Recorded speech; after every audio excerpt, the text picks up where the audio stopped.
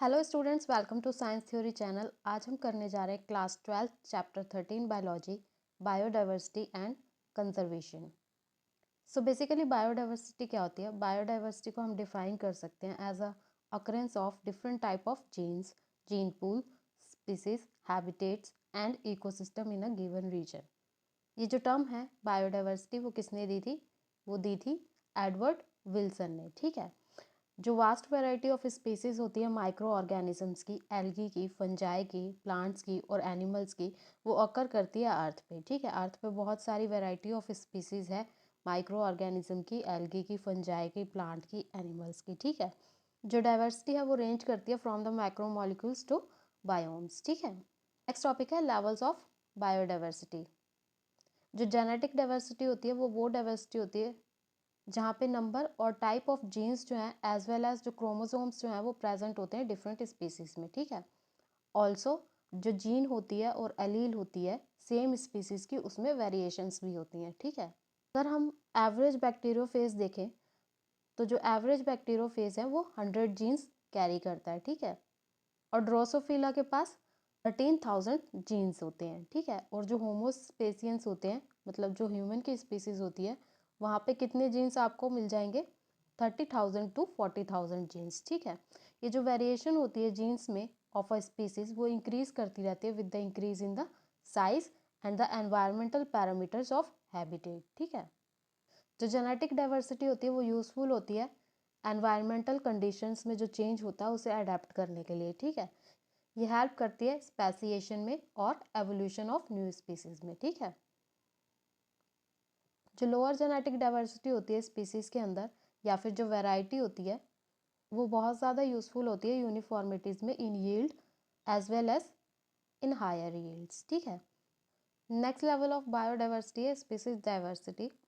ये वो डाइवर्सिटी होती है जहाँ पे वैरायटीज़ होती है नंबर में और रिचनेस होती है स्पीसीज में ऑफ अ पर्टिकुलर रीजन। ठीक है। एक पर्टिकुलर रीजन में क्या होगा?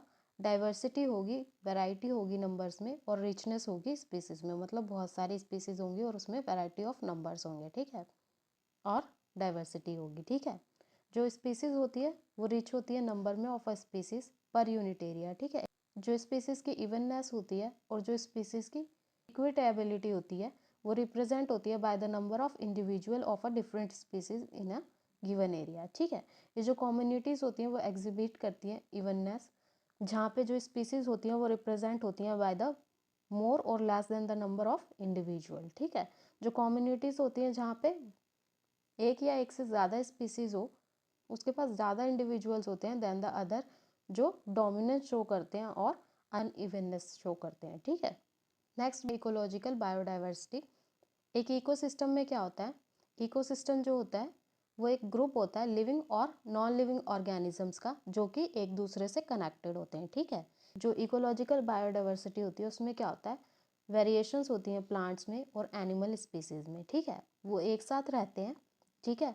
और एसोसिएटेड होते हैं with the food chain and food web. ठीक है। नेक्स्ट टॉपिक है how many species are there on earth and how many in India. ठीक है। अब अर्थ पे कितने स्पीसीज हैं और इंडिया में कितने स्पीसीज हैं। ठीक है। अगर हम फंडामेंटल फीचर्स देखते हैं लाइफ के हमारे वर्ल्ड में, हमें एक असेंशियल इकोसिस्टम सर्विस के साथ, जिसमें फूड भी इंक्लूडेड होता है, मेडिसिन भी इंक्लूडेड होती है और नेचुरल रिसोर्सेज भी इंक्लूडेड होते हैं, वो सब हमें प्रोवाइड किया गया है। ठीक है। एज पर द IUCN मतलब international union for conservation of nature. ठीक है। तो वो हमें क्या बताती हैं? वो हमें ये बताती हैं कि हमारे आसपास 8.7 मिलियन स्पीसीज जो हैं वो अर्थ पे प्रेजेंट हैं। ठीक है। बट उनमें से सिर्फ 1.2 मिलियन स्पीशीज जो हैं वो साइंटिफिकली डिस्क्राइब की गई हैं और क्लासिफाइड की गई हैं। ठीक है। अप्रॉक्सीमेटली जो 41,000 जो हैं वो स्पीसीज जो हैं वो कंसीडर की गई हैं एज थ्रेटन्ड और वो एक्सटिंक्ट हो चुकी हैं। ठीक है। अप्रॉक्सीमेटली जो नंबर ऑफ स्पीसीज हैं हर एक ग्रुप में according to the species classification, तो जो इन्वर्टिब्रेट्स हैं वो इंक्लूड करते हैं 7.5 मिलियन स्पीशीज ऑफ इन्वर्टिब्रेट्स और एग्जिस्ट करते हैं अर्थ में। ठीक है। जिसमें इन्वॉल्व होता है इंसेक्ट, मॉलुकस, स्पॉन्ज। ठीक है। और जो वर्टिब्रेट्स हैं वो इंक्लूड करती हैं 66,000 स्पीसीज ऑफ वर्टिब्रेट्स। ठीक है। इसमें क्या इंक्लूड होता है? मैमल्स, बर्ड्स, रेप्टाइल्स, एम्फीबियंस और फिशेस। ठीक है। जो प्लांट्स हैं उसमें 3 लाख स्पीसीज ऑफ प्लांट्स जो हैं वो इन्वॉल्व करती हैं फ्लावरिंग प्लांट्स, फर्न्स, मॉसेस और जिम्नोस्पर्म। ठीक है, नेक्स्ट टॉपिक है पैटर्न्स ऑफ बायोडाइवर्सिटी। अब बायोडाइवर्सिटी के पैटर्न्स क्या हैं? पहला है लॉन्गिट्यूडनल ग्रेडियंट और दूसरा है स्पीसीज एरिया रिलेशनशिप। ठीक है, लॉन्गिट्यूडनल ग्रेडियंट में क्या होता है? इसमें क्या होता है, जो डाइवर्सिटी ऑफ प्लांट होती है और एनिमल्स होती हैं वो यूनिफॉर्म नहीं होती थ्रू आउट द वर्ल्ड। ठीक है, और ये अनइवन डिस्ट्रीब्यूशन शो करती हैं। ठीक है, ये जो डिस्ट्रीब्यूशन पैटर्न होता है ये लॉन्गिट्यूडनल ग्रेडियंट के साथ होता है डाइवर्सिटी में। ठीक है, ये जो स्पीसीज डाइवर्सिटी होती है वो डिक्रीज होती जाती है जैसे जैसे हम अवे होते जाते हैं from the equator towards the poles.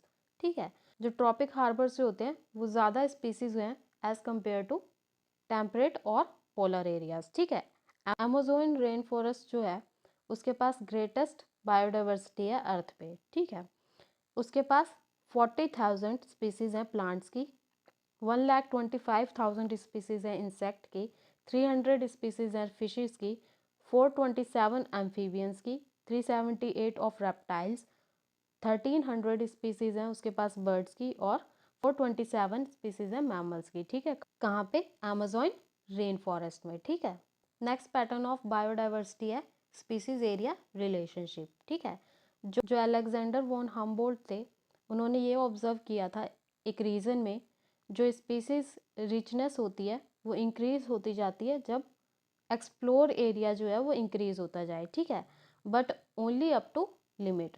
ठीक है, रिलेशनशिप होता है बिटवीन द स्पीसीज रिचनेस और area of number of taxas में like angiosperm plants, fresh water fishes और बर्ड्स में वो फाउंड होता है इन अ रेक्टेंगुलर हाइपरबोला। ठीक है, अगर हम इसे लॉग अर्थमेटिक स्केल पे देखें तो जो रिलेशनशिप होता है वो एक स्ट्रेट लाइन डिस्क्राइब करती है। ठीक है, बाया इक्वेशन। ठीक है, कौन सी इक्वेशन होती है? लॉग एस सम होता है लॉग सी और जेड लॉग ए का।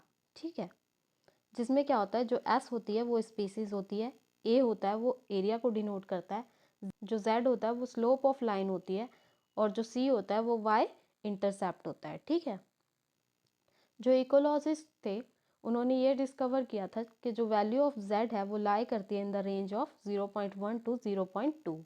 ठीक है, regardless of the taxonomic group of regions. ठीक है, अब लार्ज एरियाज में क्या होता है, जैसे कि कॉन्टिनेंट्स अगर आप ले लें तो वहाँ पे क्या होता है, जो जेड वैल्यू होती है वो रेंज करती है बिटवीन 0.6 एंड 1.2। ठीक है, नेक्स्ट टॉपिक है importance of species diversity to ecosystem. अब जितना ज़्यादा डाइवर्स इकोसिस्टम होगा उतना ही ज़्यादा प्रोडक्टिव होगा। ठीक है, एक इकोसिस्टम जो है वो ज़्यादा स्टेबल और सस्टेनेबल होता है जब उसके पास ग्रेटर बायोडाइवर्सिटी होती है स्पीसीज की। ठीक है, जितनी ज़्यादा डाइवर्सिटी होगी इकोसिस्टम में उतनी ज़्यादा उसकी एबिलिटी होगी एनवायरमेंटल स्ट्रेस पे विदस्टैंड करने की। ठीक है, जो ह्यूमंस होते हैं वो सेवरल प्रोडक्ट्स नेचर से लेते हैं, जैसे कि फ्रूट्स हो गया, सीरियल्स हो गए, मीट्स हो गई, वुड हो गया, फिशेस हो गई, रेजन्स हो गई, मेडिसिन्स हो गई, डाइज हो गई, एंटीबायोटिक्स हो गई और अदर थिंग्स। ठीक है, नेक्स्ट टॉपिक है लॉस ऑफ बायोडाइवर्सिटी। अब जो बायोडाइवर्सिटी है हमारे वर्ल्ड की, ठीक है, वो रैपिडली डिक्रीज होती जा रही है। ठीक है, किसकी वजह से? ह्यूमन एक्टिविटीज़ की वजह से। ठीक है, ये जो लॉस ऑफ बायोडाइवर्सिटी है उसका प्राइमरी कॉज क्या है? Over population, urbanisation, industrialisation. ठीक है, और अदर थिंग्स। ठीक है, जो ह्यूमन कॉलोनाइजेशन है ट्रॉपिकल पैसिफिक आइलैंड में उससे क्या हो रहा है? उससे डिसअपियरेंस हो रही है ऑफ 2000 नेटिव बर्ड स्पीसीज की। ठीक है, according to IUCN red list 784 species जो हैं वो डिसअपियर हो चुकी हैं पास्ट 500 ईयर्स में। ठीक है, and comprising 338 vertebrates, 359 invertebrates and 87 plants. ठीक है, अब कुछ लेटेस्ट इंस्टेंस हैं रिसेंट एक्सटिंक्शन के, जैसे कि डोडो, क्वागा, थाइलेसिन, स्टेलर्स, सी काओ और 3 सब स्पीसीज। ठीक है, टाइगर्स की। ठीक है, और जो 27 स्पीसीज हैं वो भी डिसअपियर हो चुकी हैं in the past 20 years alone.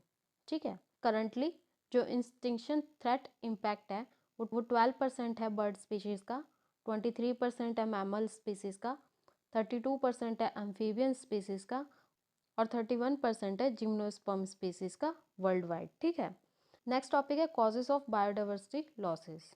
जितना ज़्यादा रेट ऑफ स्पीसीज एक्सटेंशन है वो किसकी वजह से, वो ह्यूमन एक्टिविटीज़ की वजह से है। ठीक है, 4 ऐसे मेजर कॉजेज़ हैं जो ह्यूमन एक्टिविटीज़ की वजह से क्या हो रहा है, जो स्पीसीज़ हैं वो एक्सटेंट होती जा रही हैं। ठीक है, उन 4 मेजर कॉजेज़ को क्या नाम दिया गया है, इविल क्वार्टर।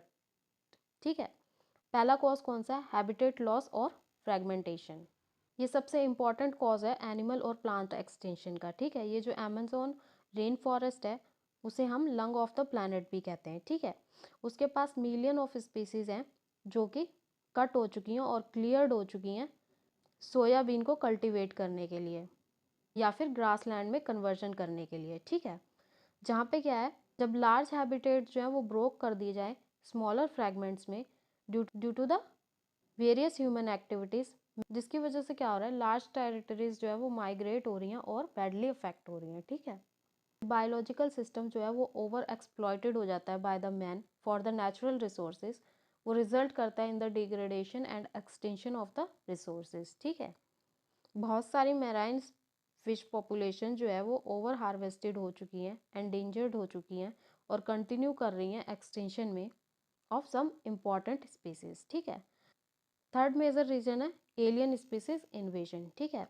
जब एलियन स्पीसीज एंटर करती है इंटेंशनली या फिर अनइंटेंशनली, तो उससे क्या होता है, वो इन्वेसिव या फिर डिक्लाइन कॉज करता है। ठीक है, या फिर extension of indigenous species cause करता है। ठीक है, और फोर्थ मेजर कॉज है को एक्सटेंशन। ठीक है, जब एक स्पीसीज जो है वो एक्सटिंक्ट हो जाए, ठीक है, तो प्लांट और एनिमल स्पीसीज क्या हो जाती हैं, वो भी एक्सटिंक्ट हो जाती हैं। ठीक है, तो जब होस्ट फिश स्पीसीज जो है वो एक्सटिंक्ट हो गई, उसकी जो यूनिक असेंबलेज ऑफ पैरासाइट है वो भी एक्सटिंक्ट हो जाती है। ठीक है, नेक्स्ट टॉपिक है कंजर्वेशन ऑफ स्पीसीज डाइवर्सिटी। हर एक स्पीसीज जो है वो इम्पॉर्टेंट रोल प्ले करती है इकोसिस्टम में।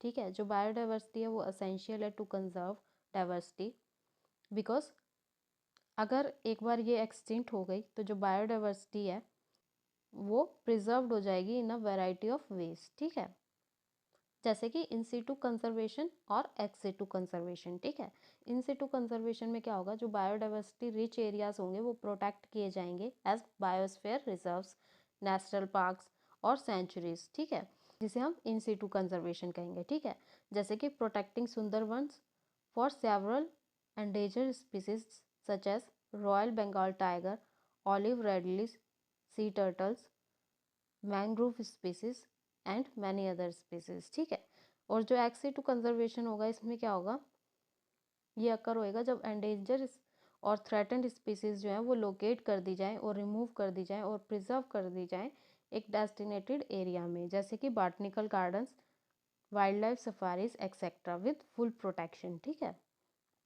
तो ये तो था हमारा chapter biodiversity and conservation. I hope आपको पूरा चैप्टर, पूरी वीडियो समझ आ गई होगी। इस पूरे चैप्टर का पीडीएफ मैं डिस्क्रिप्शन बॉक्स में डाल दूंगी, वहाँ से डाउनलोड कर लेना, पढ़ लेना। अगर आपको ये वीडियो पसंद आई हो तो प्लीज़ लाइक कर दें, अगर आप इस चैनल पर नए हैं तो प्लीज़ सब्सक्राइब कर दें और बेल आइकन दबाना ना भूलें, जिससे कि जब भी नेक्स्ट वीडियो अपलोड होगी उसका नोटिफिकेशन आपको सबसे पहले आ जाएगा। इस वीडियो को एंड तक देखने के लिए थैंक यू सो मच। मिलती हूँ आपसे नेक्स्ट वीडियो में, तब तक के लिए बाय बाय, टेक केयर।